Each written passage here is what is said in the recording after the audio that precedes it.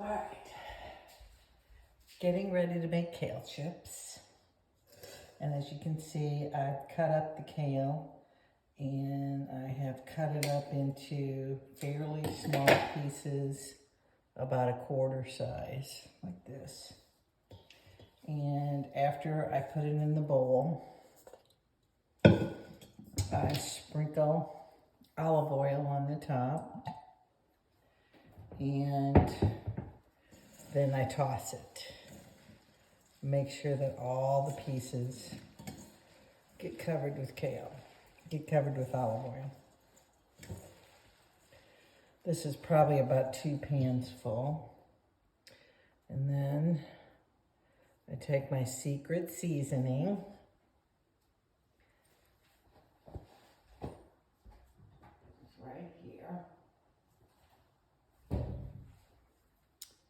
And sprinkle it on there.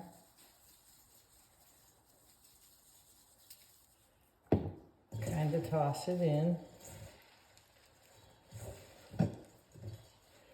Bring the bottom part to the top. And then I sprinkle again.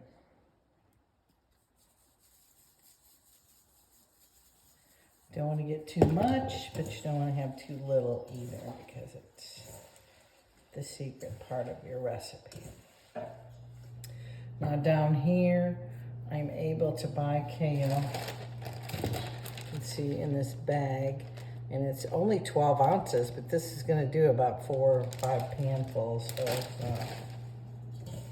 kale. Okay, so we've tossed everything in our seasoning and in our, I usually take one, kind of test it, needs a little more seasoning. A lot of kale in there. Toss it again. I kind of distribute it with my fingers.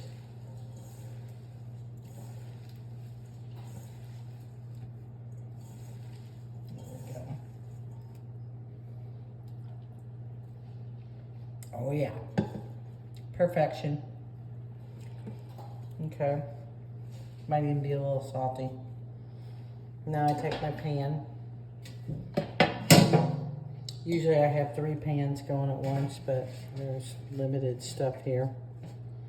There's a piece of stem in there. You gotta make sure you get all your stems out, particularly on this kale, because the stems are very tough. So some got by me.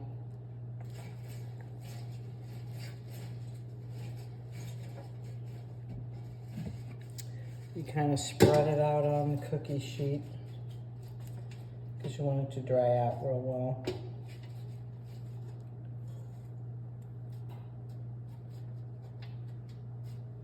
If you have too much there, it won't dry out.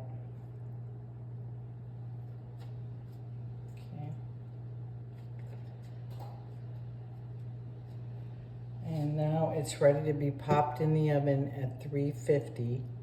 And you really have to look at it and make sure that the moisture is all out of it, but it's not burnt.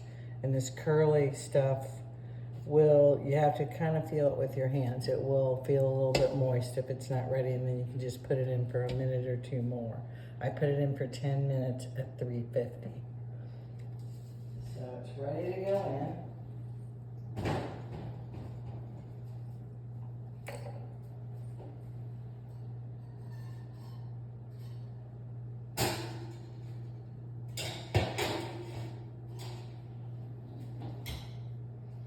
I'll set the timer and we'll be ready to go, and I'll film it in 10 minutes so you can see what it looks like cooked.